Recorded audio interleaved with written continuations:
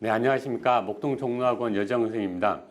지금부터 올해 10월 서울시 교육청 전국연합학력평가 해설을 시작하도록 하겠습니다. 일단 독서가 꽤 어렵게 나왔어요. 많이 어렵게 나왔고 지문 자체가 이렇게 평이하게 읽히는 지문은 아니었어요. 특히 이제 법 지문하고 그리고 기술 지문이 그랬는데 다행히 이제 기술 지문에서는 어려운 문제가 한 문제 정도? 그리고 나머지 문제는 그냥 문제는 쉽게 풀리더라고요. 그러니까 여러분들이 수능에 가서도 지문이 너무 어렵다고 해서 문제를 손 안 대고 가는 건 좀 그래요. 알았죠? 무조건 패스해버리지 마세요. 그리고 이제 법지문부터 좀 풀어갈 텐데요. 한번 보시죠. 6번부터 풀어가겠습니다. 자, 6번부터 보면 가를 바탕으로 할 때요. 가와 관련된 문제인데요. 가 읽고 풀 수 있는 문제죠. 자, 가를 바탕으로 할 때 보기에 대한 반응으로 적절하지 않은 거 그랬어요. A와 B로만 이루어진 사이가 있대요. A와 A 근데 A가 B와 체결한 계약을 지키지 않았어. 그 결과 A는 0원의 이익, B는 100원의 손해. 그래서 사회 전체적으로는 마이너스 100원이야. 그렇죠? 계약법은 A가 B에게 손해배상 책임을 지게 할 수도 있고 그렇게 하지 않을 수도 있어요. 전자의 경우는 100원의 손해는 A가 부담하고 후자는 B가 부담할 텐데 손해본 거 그냥 감수해야 된다는 거야. 자, 만약 A가 손해 일부만 배상하면 100원의 손해를 서로 나누어 부담하게 되는데 여기 부담하는 거는 어차피 부담하는 거고 사회적 손실은 일어난 겁니다. 알았죠? 그거 가지고 가야 돼요. 그래서 1번을 보면요. 100원의 손해를 A가 일부라도 부담했어. 그런 계약법이 정해지면 사후적 효율 측면에서 계약 불이행으로 인한 사회 전체의 손실은 100원보다 적어진다? 아니야. 사회 전체의 손실은 여전히 100원으로 남아있어요, 여러분. 그렇죠? 사회 전체의 손실이 이미 일어났기 때문에 사라지지 않아요. 앞에서. 알았죠? 자, 2번 보자. 100원의 손해를 A가 전적으로 부담하도록 계약법이 정해지면 A한테 부담을 주겠대. 그러면 뭐가 있어? 유인책이 있겠지. 뭐 계약 파기 안 해야 되겠다. 이렇게. 그렇죠. 유인책이 생긴다. 이렇게.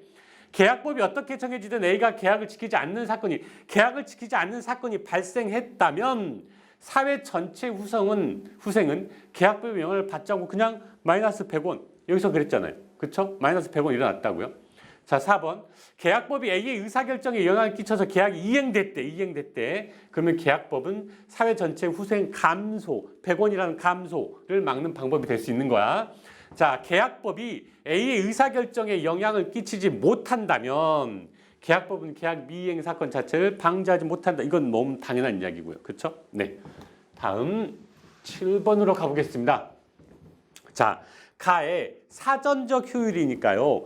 법이 유인책을 준다고 그랬어. 어떤 행동을 하지 않도록 하는 유인책. 그래서 이걸로 날 이해하래요. 자, 적절하지 않은 겁니다.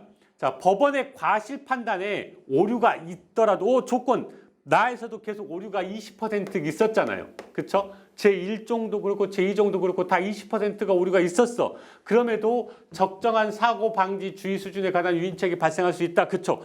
1번까지 갔잖아요. 수준이. 자, 법원의 제1종 오류, 제2종 오류 확률이 모두 20%야. 아이고야. 미안해요. 소리가 이상한 소리 났다. 그죠? 자, 가해자에게는 주의 비용 30원을 부담하려는 유인책이 발생한다. 맞죠? 자, 1번. 자, 그 다음에 3번으로 가자. 법원의 제1종 오류, 제2종 오류 확률이 모두 20% 미만이야.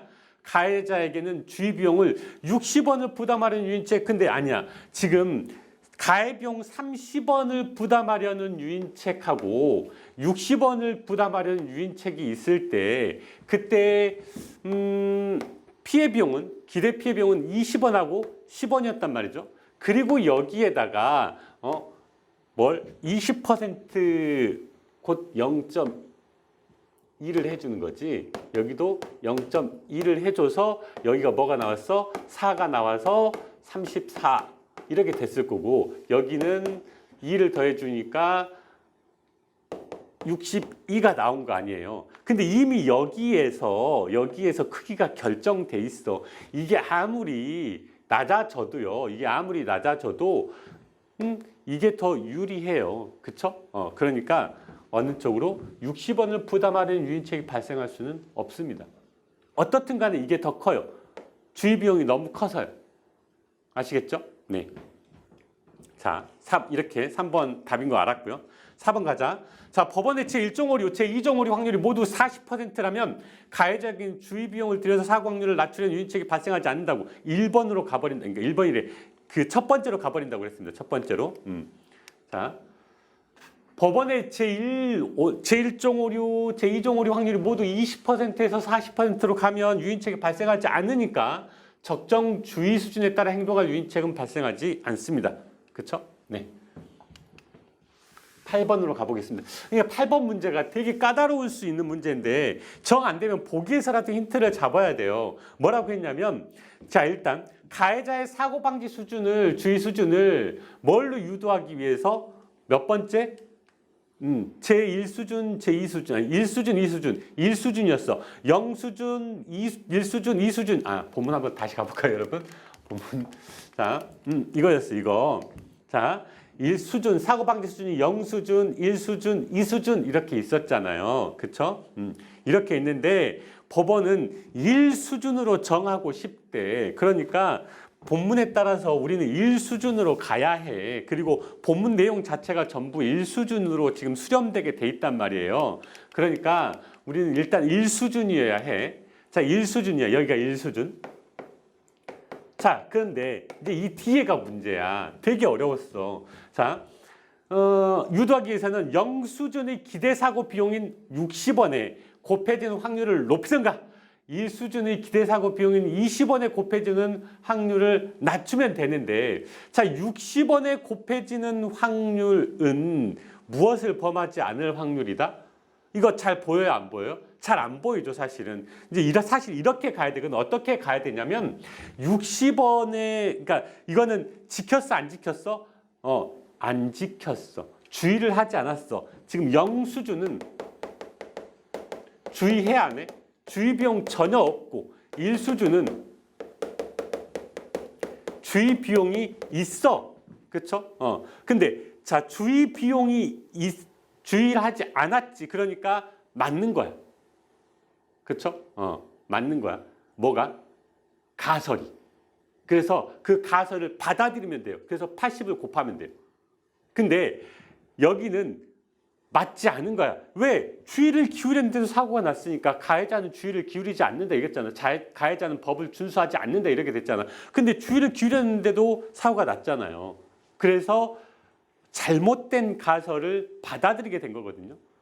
너무 어렵죠. 근데 여기에 힌트가 나왔어. 뭐라고 힌트가 나왔냐면 당연히 큰 금액에 곱해지는 확률의 영향이 더 크므로 오류 확률 감소 비용이 동일하다면 제1종 오류 확률을 줄이는 것이 효율적이다 했으니까 어디에다 거기를 넣어줘야 된다는 거야? 큰 수에다 넣어줘야 된다는 거야.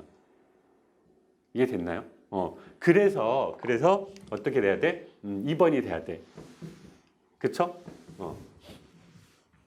여기에는 제1종 오류, 여기는 제2종 오류.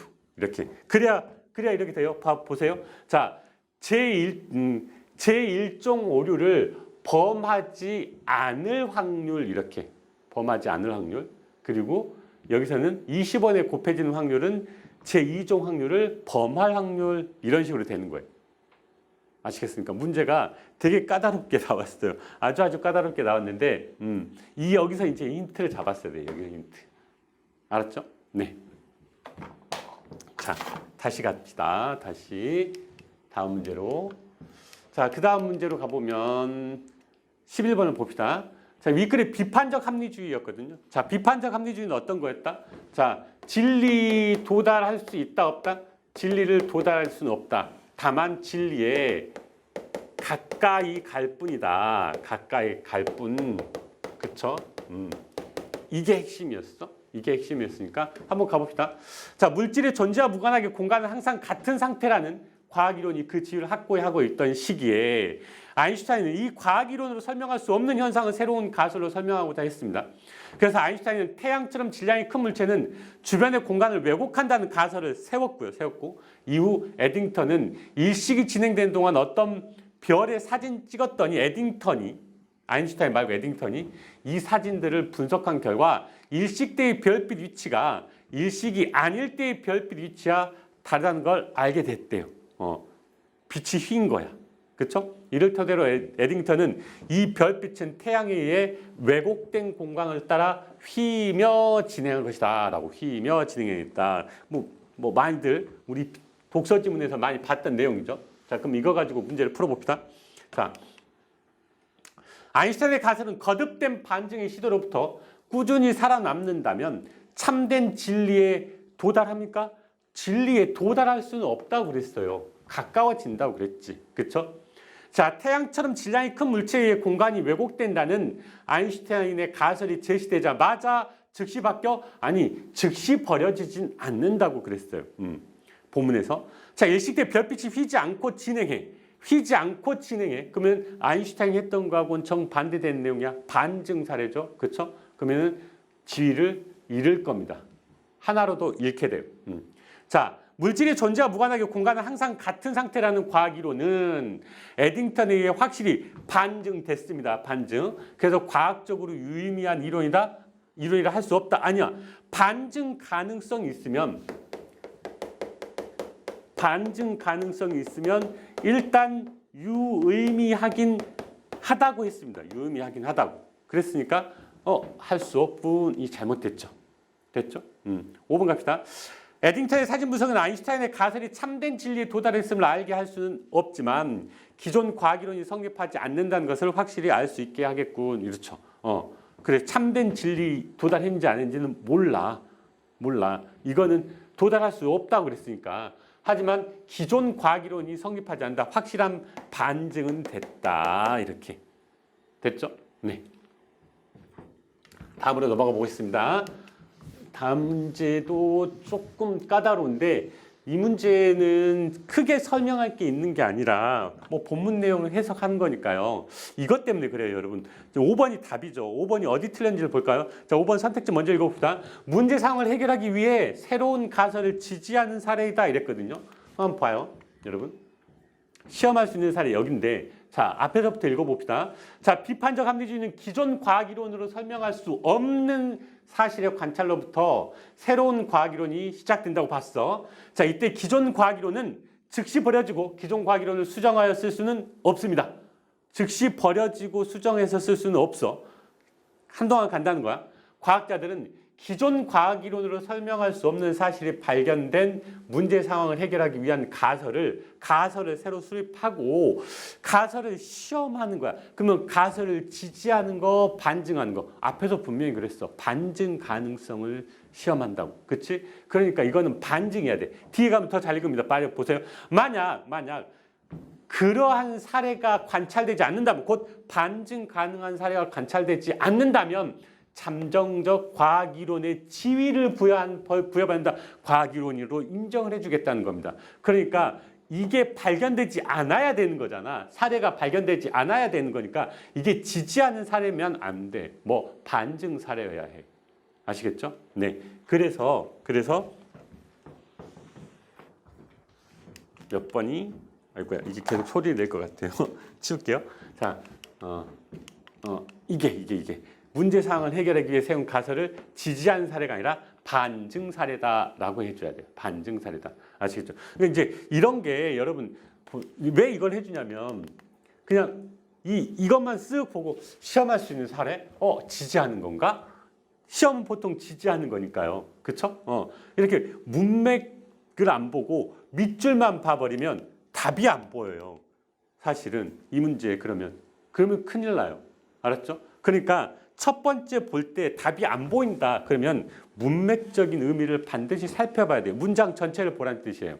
그 밑줄만 보고 있다가는 답이 안 보여요. 수능에서 이러면 큰일 나요, 여러분. 이게 무슨 말이냐면 차라리 한 문제 틀리면 안 틀리면 더 좋겠죠. 근데 틀리고 넘어가면 그나마 나아. 근데 답이 안 보이잖아. 그럼 이거 가지고 계속 고민한다고요. 그러면 5분, 10분 막 쓰게 돼. 진짜요. 그런 사람들 많아요. 그런 학생들 많아요, 여러분 선배들 중에. 그래서 답이 안 보니까 계속 답을 찾고 있는 거지. 그러면서 결국 답도 못 찾아요. 그러면 문제만 틀리는 게 아니라 시간까지 막 5분, 10분 이렇게 낭비하거든요. 그런 거 없애려면 밑줄 문제가 나왔을 때 분명히 밑줄에서 바로바로 답이 안 보이면 뭘 꼭 체크해야 된다? 문장, 더 나아가서 문단까지도 체크를 해봐야 돼요.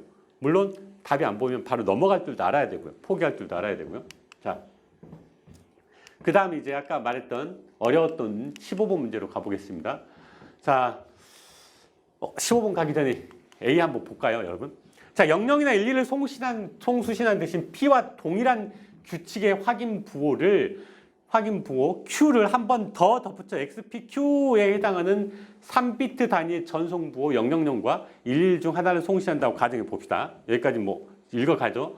한 자리에 오류만 있다고 가정하면 수신자가 001, 010 뭐 쭉 해서 중 하나를 받는 경우 오류 발생 자리를 검출해 수정할 수 있대. 자, 예를 들어 110의 경우, 자, 이 부분이 핵심이야. X인 1에 대해 P와 Q는 각각이야. 각각 1이 돼야 돼. 그래서 이의 개수가 짝수가 돼야 된다 했는데 이게 무슨 말이냐면 예를 들어서 1, 1, 0 했다면 보세요. 어떻게 짝수가 되라는 거지? 이렇게 짝수가 되라는 거야. 이렇게 그리고 이렇게. 그러니까 다시요. 제가 XPQ를 써볼게요. XPQ를 쓰고 1, 1, 0 이렇게 했잖아요. 그러니까 X하고 P 사이에 짝수 됐죠. 하지만 또 다시 X하고 Q 사이에 이건 홀수가 됐네요. 그러니까 여기에 오류가 발생했어. 이렇게. 각각이라는 이 각각이 굉장히 큰 힌트였거든요. 그러면 이제 문제가 좀 풀려요, 여러분. 알았죠? 자, 한번 가봅시다. 여기 보세요. 그러면은 000은 자, 000은 상관이 없고 010이랑 110이랑 011 이렇게 돼 있는데요. 그렇죠? 1이 나오면 짝수여야 된다고 그랬어요. 틀렸네요. 오류. 그래서 여기에는 1이 들어가야 해요. 오류면 1 넣어주라고 그랬으니까요. 자, 그 다음에 이거는 짝수 맞고요. 이거 홀수네요. 그쵸? 그러니까 두 번째 여기가 1 맞네요. 그쵸? 자, 다시 오류가 났네요. 여기도 오류가 났습니다. 그러니까 오류가 나면 1 넣어달라고 했죠? 1 이렇게 이해하면 돼요. 알았죠? 그런데 중요한 건 뭐냐면 한 자리의 오류가 발생했을 때라고 조건이 분명히 붙었어요. 그쵸? 한 자리 오류가 발생했을 때라고 조건이 분명히 붙었습니다. 알았죠? 자, 그러면 해봅시다. 자, 송신자는 전송 보관의 해밍거리가 3이 되도록 세 개니까, 세 자리니까 3이 될 수 있도록 0은 000, 1은 111로 보내는 것이겠다. 이렇게. 자, 수신자가 010을 받았어요. 010. 그쵸? P자리의 오류를 1로 표현하여 이거 잘못됐네 해서 이거 바꿔줘. 뭘로? 0으로 바꿔줘. 네. 그쵸? 자, 수신자가 110이나 101을 받았어. 자, 110이나 101을 받았죠. 101. 그러면은 오류 하나, 오류 없고. 그러니까 P자리에 뭐가 오겠어요? 1이 오겠죠? 근데 하나만 오류니까 이거 뭘로 바꿔줘야 돼? 1로 바꿔줘야 돼. 그쵸? 그래서 111로 판단하겠다. 이렇게. 자, 수신자가 이제 011을 받았어요. 011. 그러면 P자리, Q자리 모두에 오류가 있는 경우야. P자리, Q자리 모두에 오류가 있는데 그런데 여러분 한 숫자 하나만 오류야. 숫자 하나만 오류. 그래서 두 자리의 오류를 수정한 게 아니라 여기를 수정할 거야. 1 이렇게. 그러면 맞아떨어지니까요. 알았죠? 조건 문제였네. 이해하고 조건 묻는 문제. 굉장히 어려운 문제이긴 한데 조건에서 이게 보였다면 또 잘 이해가 안 갔음에도 불구하고 문제를 푸는 친구들도 있었을 거예요. 자, 5번 가자. 수신자가 111을 받았다면 P자리, Q자리 오류를 모두 0으로 표현해서 오류가 없다. 이렇게. 네. 너무 뻔한 현지죠. 5번은. 자, 다음 문학으로 다음 문학이 아니다. 하나 더 있다. 제가 서두르나 봐요. 자, 기억에 대한 이해로 가장 적절한 걸 그랬거든요. 기억 보자. 기억. 전송 부호는 고정된 원시 부호에 확인 부호를 덧붙인데 왜 여기에 나왔어? 0이나 1로 이렇게 0이나 1 중 하나를 받게 되고 송신자가 어떤 데이터를 보는지 알 수 없어서 오류가 발생하더라도 오류가 있는지 알 수가 없어서 오류를 검출하고 오류를 수정하기까지 하려고. 알았죠? 오류를 검출하고 오류를 수정하기까지 하려고 이렇게 했습니다. 자, 근데 전송 부호들 간의 최소 해밍 거리를 멀게 하려면 그만큼 많아야 돼요. 그렇죠? 많은 개수의 부호를 보내야 돼. 그러면 전송하는데 데이터 양은 당연히 늘어나겠죠. 1번이 맞아요.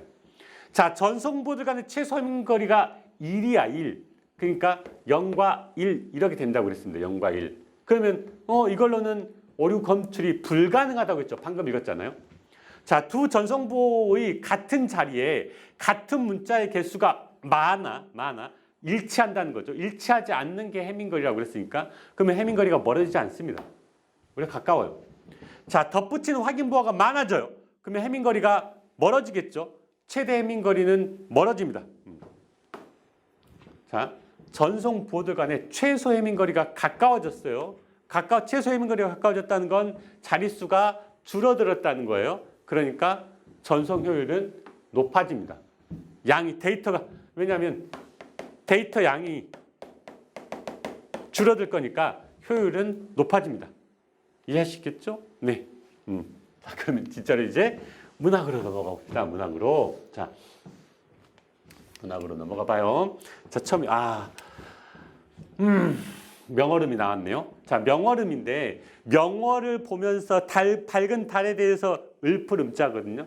근데 자, 이때 이 명월은 밝은 달은 임금의 은혜 혹은 임금의 보살핌 아니면 임금의 선정 이런 걸 말하거든요. 임진왜란으로 인해서 명월이 가렸어. 우리가 임금의 은혜를 볼 수 없어. 이런 내용이야. 그렇죠? 그러면서 마지막에 자, 여기 봐봐.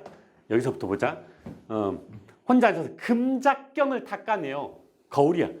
벽 위에 걸어두니 지 몸만 밝히고 남 밝힐 줄 모르더라. 에이, 간신배들 말하는 거야. 자기 이익만 챙기는 간신배들. 알았죠? 그래서 비단 부채로 긴 바람을 붙여내요. 구름 다 걷고자 해. 그래야 밝은 달이 보일 거니까. 우리 임금님 보일 거니까. 푸른 대나무로 1000길의 비를 베어서 저 구름 다 쓸고 싶은데 장공은 말리나 되고 이 몸은 어디에 있어? 진토. 여기에 땅에 있으니 쓸쓸한 이내 뜻 생각하니 다사다 할 수가 없어. 할 수가. 가뜩이나 실은 많은데 긴 밤은 어떠하냐. 전전반측 이리 뒤척 저리 뒤척 하여 다시금 생각하니. 자, 생각이 바뀐다. 시상이 확전한데요. 영허소장이 천지의 무궁해. 이렇게 가득 찼으면 빌 때가 있고 그러다가 다시 또 가득 찰 때도 있고. 그러니까 태어나면 죽고 죽으면 다시 태어나고 이런 것들이 천지의 무궁하니 끊임없이 많으니 계속 우리가 어둡기만 하겠냐. 곧 밝아질 거다 이 말이야. 곧 밝아질 거다. 자, 풍운이 변화하겠지만 본색은 어디 가지 않는다 했는데 이 본색을요, 여러분 두 가지로 해석할 수 있어요. 본색은 달의 본색으로 해석할 수 있어. 그러면 달의 본색은 달은 여전히 밝다. 그러니까 우리가 밝은 임금을 섬겨야 된다 이렇게. 자, 그리고 두 번째는 신하의 자세야. 신하의 자세. 신하의 자세. 당연히 누구를 우러러봐야 돼? 단심을 지켜야 돼. 단심을. 충성심을. 이게 됐어요? 이렇게 봐야 돼요. 아시겠죠? 자, 이걸 좀 볼 줄 알아야지. 그러면서 뭐라고? 여기서 우리도 단심을 지키어 명월 본날 기다리노라. 본색 밝은 달은 그대로야. 우리가 단심을 지켜야 되는 것도 우리의 본심이야. 이렇게. 그러니까 본색을 대상으로 보자면 이렇게 되는 거고 화자 자신으로 보자면 이렇게 돼야 되는 거예요. 아시겠죠? 네. 그 다음에 이양 봤으니 니은까지 봐버립시다. 니은도 보면 위에서부터 한번 볼까요? 자, 어디서부터? 여기서부터 봅니다. 그리고 기꺼이 운명의 직녀 클로우도의 배틀에 몸을 맡기고 여신이 너를 실삼아 어떤 배를 짜든 운명이야. 운명의 여신이야. 운명의 여신이 너를 실삼아 어떤 배를 짜든 마음을 쓰지 말라. 받아들이라 이거야. 받아들이라. 이 염소는 충실한 테이퍼의 사도다. 그리고 그는 또 네 생명이 속절없고 너의 직무, 너의 경영이 허무하다 할지라도 적어도 치열한 불길이 열과 빛으로 변화시키듯 하잘 것 없는 속세의 일이 남아 그것을 네 본성에 맞도록 곧 운명에 맞도록 통화시키기까지는 계속 거기에 머물러 있어라. 이렇게 운명을 받아들여라. 순응해라. 이런 이야기였어요. 이런 이야기. 자, 그럼 이거 가지고 19번을 풀어봅시다. 기억니을 중심으로 가, 다에 대해 이해한 내용으로 가장 적절한 거랬는데 가만 우선 보고 가자. 화자의 정서와 연결하여 싫은 마음을 드러내려고 한 건 아니고 내 마음 변함없어요. 이 마음이야. 자, 2번. 기억을 자연물과 연결하여. 그래 연결해 볼까요? 풍운의 영속적. 풍운은 변화한다고 그랬지 영속적이라고 하지 않았어요. 자, 기억을 화자의 태도와 연결하여 단심을 지킬 것을 강조하는데 맞네요. 그럼 다도 가볼까요? 니은을 염소의 태도와 연결하여 운명을 따를 거. 그러네. 3번이 답이네요. 이렇게.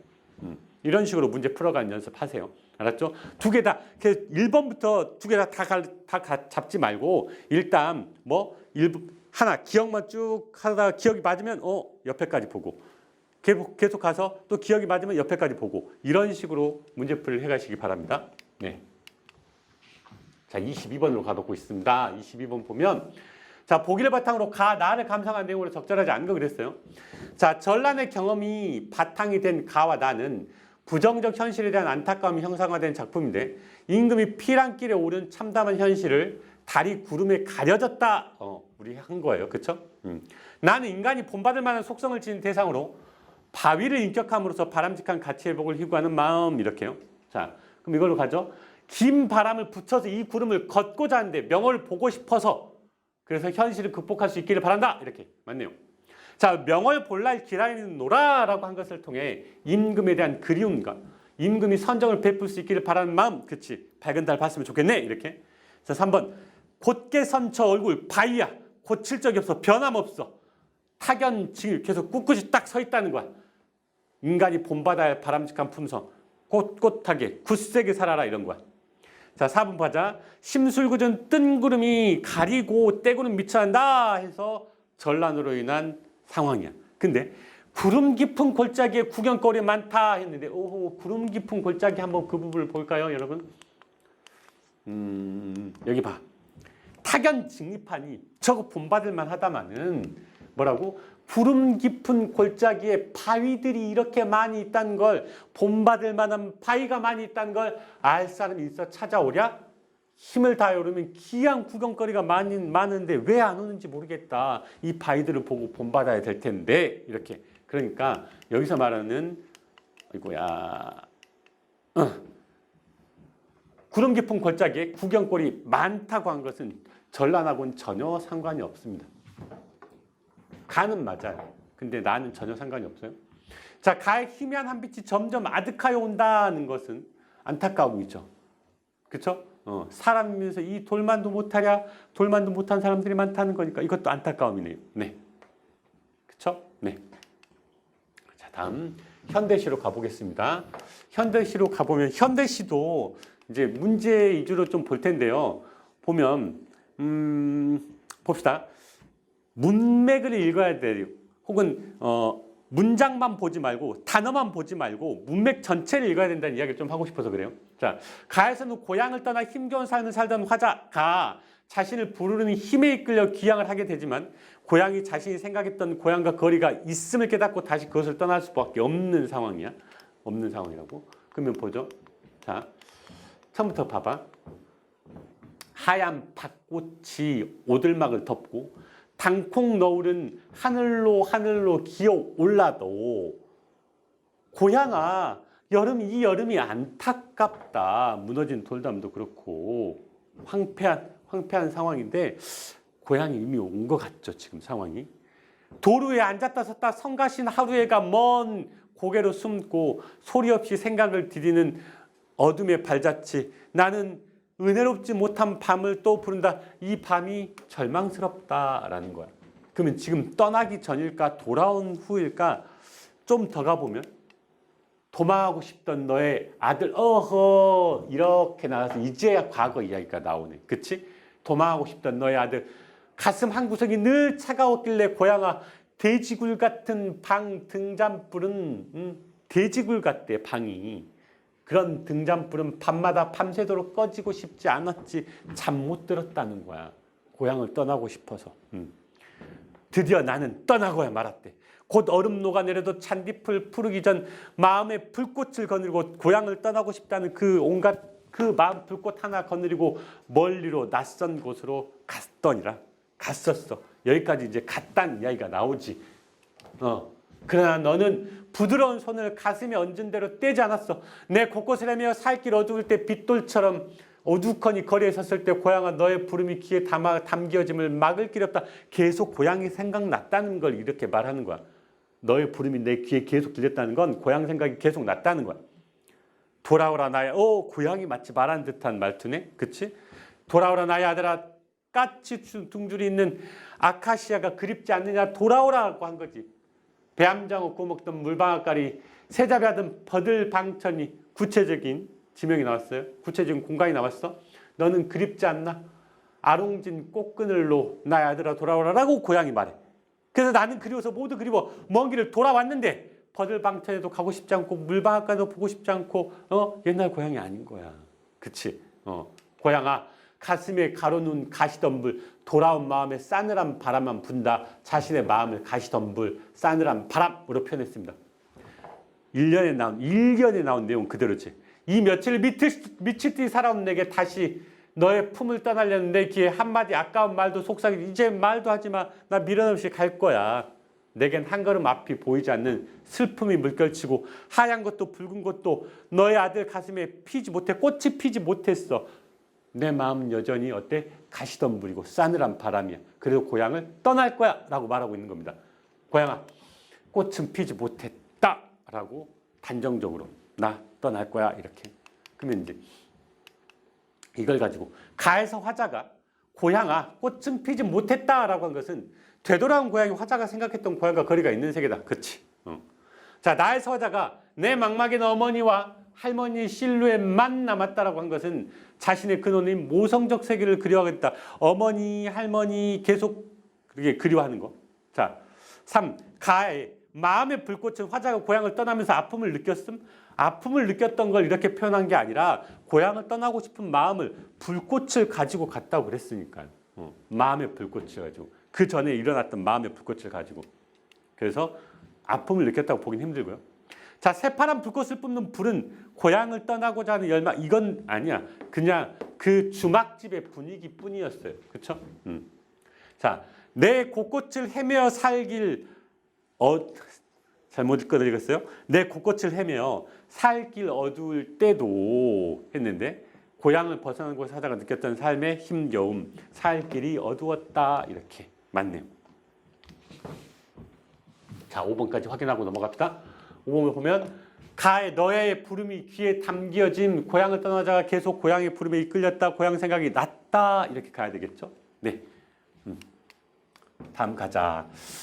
소설은요. 자, 이 부분 좀 보고 갑시다. 이 부분. 잘 봐요, 여러분. 봅시다. 줄거리를 읽어내는 건 당연히 알죠. 원수는 서번과 서달을 물리치고 황성으로 돌아가던 중 단원사에서 모친하고 경패낭자를 상복했대. 만났대. 서로 그리워하던 이야기를 하나하나 이야기하고 모친을 모시고 중당의 좌정 딱 앉아서 서로 즐거움을 나누는데 이때 부인 양씨가 장도를 만지며 말했다 했는데 부인 양씨가 누군가요? 경패인가요? 모친인가요? 아니면 또 다른 사람인가요? 아직 모르죠. 그래서 여기서 힌트가 나와. 내가 부친과 너를 생각하여 너라고 하는 거 보니까 아하 엄마인 것 같은데 하면서 쭉 나가요. 쭉 나가다가 그래서 이제 경패 만난 이야기도 나와요. 경패 만난 이야기도 나오고 좀 읽어볼까요? 그 이야기가 좀 중요하니까. 자, 너를 생각하여 슬퍼하고 있을 때 어떤 두 여인이 절에 의탁하고자 하였는데 그 모습과 사정이 나와 피사해서 머리 깎고 나와 스승 제자가 되었어. 그런데 후원에서 애절하고 원망하는 듯한 울음소리가 나기에 위로하여 갔더니 옷을 만지며 슬퍼하고 있더래. 그 여자애가 난 찾아왔던 여자가 기이하게 여겨 물었더니 낭군의 자기의 남친 정혼자 낭군의 신표라 하기에 더욱 보자고 하여 받아봤더니 나의 솜씨고 너의 옷이었다. 아하 낭군하고 이렇게 그러니까 너하고 그 아들이 너라고 지칭하는 그 아들하고 장풍운인데요. 사실은 풍운하고 경패하고 맺어진 계기가 이렇게 됐다는 거예요. 맺어진 계기가 풍운하고 경패가 짝이라는 걸 알게 된 계기라는 겁니다. 그래서 기쁘고 즐거웠대. 그래서 쭉 이어지고 그 다음에 이걸 봐야 돼. 이것을 듣고 원수가 모친께 아뢰어서 소자도 그때에서 아하 이거는 원수의 어머니가 이건 원수가 그쵸? 이거는 풍운의 어머니가, 이거는 장풍운이 대화 주체를 이런 식으로 뒤에 가면서 확인을 꼭 해주셔야 돼요. 그래야지 문제가 풀립니다. 아셨죠? 자, 뒷부분은 이제 자기 아버지 만나는 부분이고요. 자, 바로 문제 갈게요. 자, A에서 모친이 자신이 지은 원수의 옷을 낭군의 신표로 간직하고 있는 여인을 만났다고 그랬지. 경패야. B를 통해 원수가 그 여인과 연을 맺은 전후의 사정이 나와요. 자기가 도적한테 버림받았는데 그걸 누가 데려다가 키워줬고 그 키워준 사람이 뭐까지? 정혼까지 시켜줬다 이렇게. 자, A에서 원수의 부친이 절강의 장도사에게 원수의 관상을 보였다고 했는데 D를 통해 부친이 원수의 관상을 보인 이유 너무나 이렇게 잘생겼는데 단명할까 봐 갔다고 그랬어요. 자, B에서 원수가 한림학사를 지냈다고 했습니다. C를 통해 한림학사에서 대사마 대원수가 되어 가문의 번영을 가능하는 큰 공적 세웠다 이렇게. 자, B와 D를 통해 원수와 부친의 이별이 두 사람에게 시련을 초래했지만 여기까지 맞아요. 조력자들을 만나 출세의 발판을 마련했다. 오호, B에서 조력자들은 나옵니다. 그쵸? B에서 조력자들은 나오는데 하지만 D에서 부친의 조력자들이 나오지는 않습니다. 그쵸? 부친은 조력자하고는 상관이 없어요. 아시겠죠? 네. 다음 마지막으로 이제 현대소설로 가봅시다. 현대소설로. 자, A의 서술상 특징으로 가장 적절한 거 그랬거든요. A 봅시다. A. 자, 보면 보자. 아무리 저녁인들 이 여름 바람이 싫으니 나 역시 이 생도 나가 나왔어요. 나 역시 이 생의 삶과는 벌써 인연이 멀어진 사람이로구나. 속으로 이렇게 중얼거리며 현일은 했거든요. 그러니까 여기서부터 여기까지가 현일의 중얼거림이야. 그치? 이 중얼거림을 뭐라고 하는 거야? 내적 독백이라고 하는 거지. 알았어요? 그래서 이거 가지고 서술자 바뀌었네. 이러면 절대 안 돼요, 여러분. 현대 소설에서는 큰 따옴표 혹은 작은 따옴표 없이 내적 독백 그대로 하는 경우 아주 많아요. 대화 자체도 그렇게 큰 따옴표 내적 없이 해버리는 것도 많잖아요. 그러니까 큰 따옴표 없다고 그래서 서술자 바뀌었 아닙니다. 서술자 그대로 유지되고 있습니다. 인물의 내적 독백이에요. 아시겠죠? 그러면 답이 찾아지겠네요. 이번에 딱 나오네요. 인물의 내적 독백을 제시하면서 인물의 내면 의식을 진술하고 있다. 2번. 그렇죠? 외양 묘사가 없어요. 공간적 배경에 대한 묘사도 없고요. 관찰자 아닙니다. 인물이 내면까지 쑥 들어가면 관찰자가 아니잖아요. 서술자 달라진 것도 아니고요. 이렇게 틀린 부분이 찾아지죠? 네. 자, 다시 마지막 문제로 가봅시다. 공통의 마지막 문제예요. 자, 기억에서는 현일이 현실을 회피하려는 태도를 보이는 병수의 말에 대해 안타까운 마음을 드러내고 있다. 맞죠? 그렇죠? 자, 니네 병수가 부정적 현실에 맞서는 정신적 태도를 강조하는 현일의 말에 대해 너는 왜 그러냐 그러면 몸 아파서 그런 거 아니냐 해서 냉소적 인식 드러내고 그래서 후회도 하죠. 병수가 나중에는. 자, 디귿에서는 현일이 사회인으로서 책임의식을 강화하기 위한 일을 계획하는데 라고. 근데요, 여러분 앞에 가서 확인해보고 봅시다. 자, 두 가지 방법을 해볼게요. 일단 여기 보면 현일은 현일이대로 병수의 말에 아픈 타격을 느낄 수밖에 없었다. 왜? 너무 맞는 말이어서 그래요. 맞는 말이어서. 그래서 타격을 입었어. 근데 그래서 전혀 다른 이야기이기도 하고 또 하나 이 내용 자체에서 봐요. 책임의식을 강화하기 위한 일을 계획한 적이 없어. 혹은 그걸 했다면 이미 젊었을 적인데 병수는 나중에 만난 인물이니까 병수가 영향을 미쳤을 리도 없어. 그렇죠? 그래서 이거 가지고 꺼도 돼요. 내용 자체가 안 나왔으니까. 근데 물론 이제 더 정확히 끌려면 얼른 D를 확인하는 게 맞겠죠. 그렇죠? 네. 자, 이제 언어 매체로 넘어가겠습니다. 화작은 그냥 이렇게 여러분들이 해결할 수 있어서 화작은 넘어가고 언어 매체로 넘어갈게요. 자, 음운 변동은 음운이 환경에 따라 바뀌는 현상인데 음운 변동 중에는 음절의 끝소리가 즉 비음화, 경음화가 있다고 합니다. 그렇죠? 근데 경험하는 된소리에게 말하는 거예요. 이 세 개에 대해서 말하겠다는 건데, 자, 끝과 관련해서 현대 국어는 이렇게 7개, 그쵸? 그러면 이 7개 이외의 다른 하나의 자음이 오면 평파열음으로 바뀐다. 기역, 디귿, 비읍으로, 그쵸? 이렇게 바뀝니다. 쌍기역이 기역으로, 디귿과 관련된 계열, 그리고 비읍과 관련된 계열 이렇게 나와 있어요. 근데 15세기 국어의 음절의 끝소리 규칙은 음절의 끝에서 발음될 수 있는 자음이 음절의 끝에 오면 뭘로? 4개네요. 여러분 시옷이 있어요. 시옷. 그쵸? 그게 전부 다 현대국어로 오면 어디로 바뀌겠어? 디귿으로 바뀌겠죠. 어차피. 그러면 한번 정리해보죠. 현대국어에서요. 디귿으로 바뀔 수 있는 애들을 생각해 봅시다. 일단 디귿 계열은 티읕이 있겠죠. 쌍디귿 받침은 없으니까요. 그 다음에 시옷 계열이 있을 거 아니에요. 시옷, 쌍시옷. 이거 다 디귿으로 바뀌죠. 지읒 계열도 있어요. 지읒, 치읒 이렇게. 그리고 마지막으로 히읗 계열. 이게 전부 다 디귿으로 바뀌는 거잖아요. 근데 읽어보니 어때? 지읒은 치읓. 치읓도 시옷으로 바뀌네요. 치읓도 시옷으로. 그러니까 중세 국어 때는 뭐가?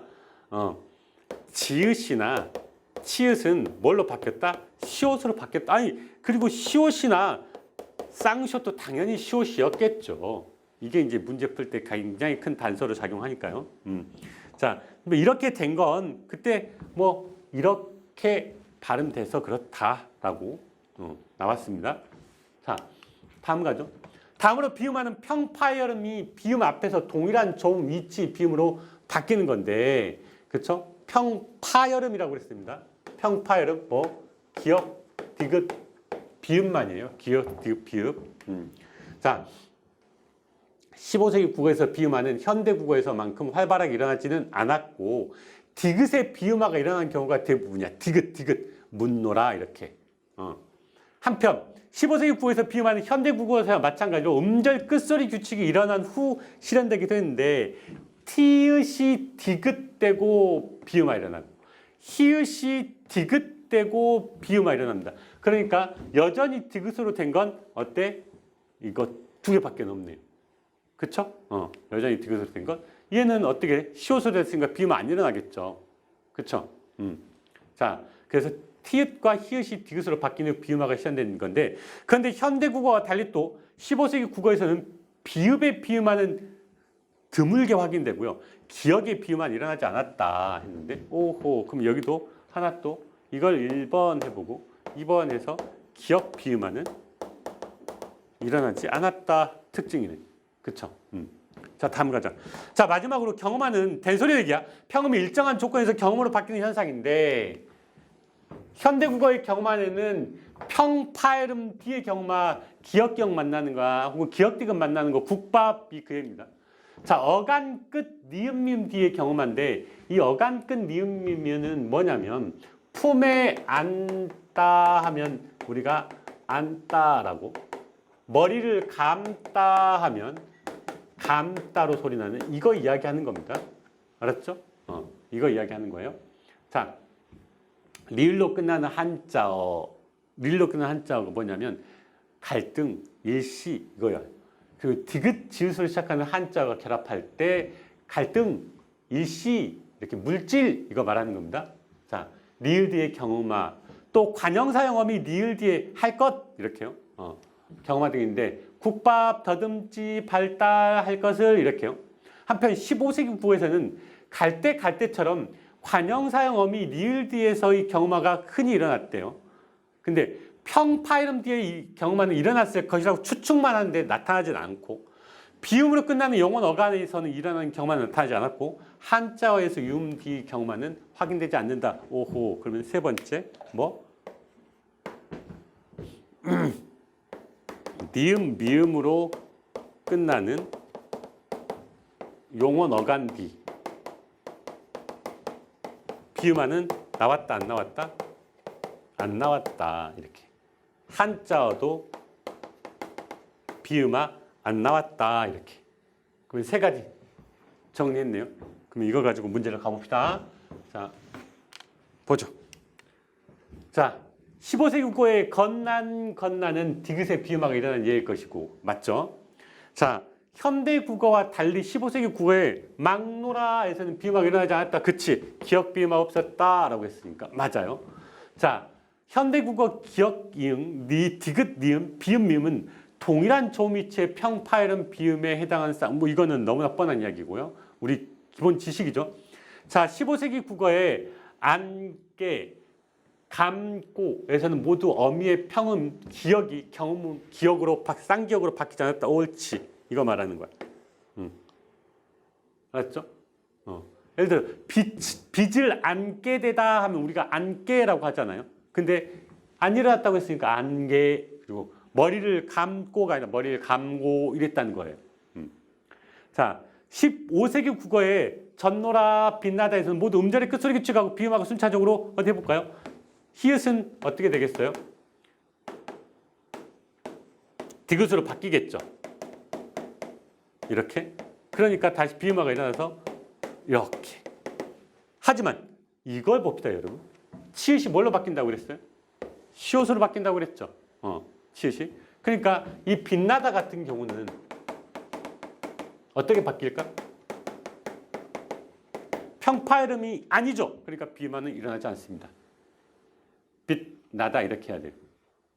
알았죠? 평파이름이 아니니까. 그래서 얘는 일어나지 않는다고 봐야 됩니다. 무지 까다롭네요. 조건들 잘 봤어야 돼요. 아시겠죠? 네. 자, 그 다음에 마지막으로 가보겠습니다. 37번까지 하고 마무리하죠. 자, 37번에서 기역, 니은 찾으라는 건데요. 둘 이상의 어근 합성어. 자, 뭐 기역은 합성어.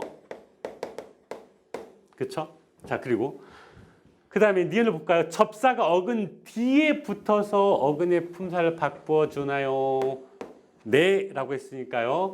어근에 접사가 결합했고 그리고 어근의 품사 변화가 있는 애 찾으라는 거죠. 그쵸? 네. 자, 그러면 봅시다. 자, 어느 새 할 때 새가 사이의 줄임말인 거 아시죠? 어느 사이. 합성어 맞아요. 꺽새는요. 꺾은 쇠예요. 여러분 이렇게 어떤 물건들 딱 붙여가지고 떨어지지 말라고 이렇게 되는 쇠 있죠. 쇠. 이렇게 되는 쇠. 아니면 이렇게 되기도 합니다. 가구에는 이런 쇠가 더 많이 붙기도 하죠. 이런 게 전부 꺽쇠였어요. 꺽쇠. 알았죠? 꺾은 쇠. 맞네요. 자, 기억만 쭉 먼저 이렇게 가보라고 그랬어요. 헛 접사고요. 질도 접사고요. 껐도 접사입니다. 그러니까 이렇게 되네요. 아, 바로 1번이 답이 나와버리네요. 그렇죠? 아무튼 확인합시다. 마음껏인데요. 자, 껏 부사와 파생 전미사입니다.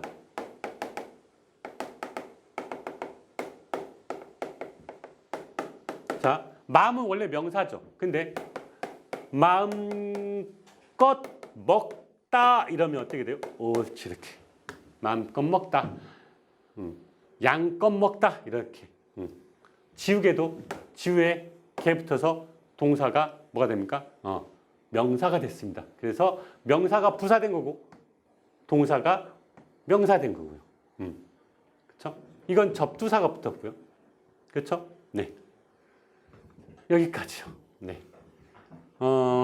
좀 어려웠어요. 제가 봐도 많이 어려운 것 같은데 지금 점수에 집착하기보다는 점수 자체에 이렇게 집중하기보다는 내가 뭐가 약점인지. 어려우면 여러분 나만 어려운 게 아니라 다른 사람도 어려워요. 다른 사람도 어려울 수 있기 때문에 점수 자체 때문에 너무 이렇게 힘들어하지 마시고요.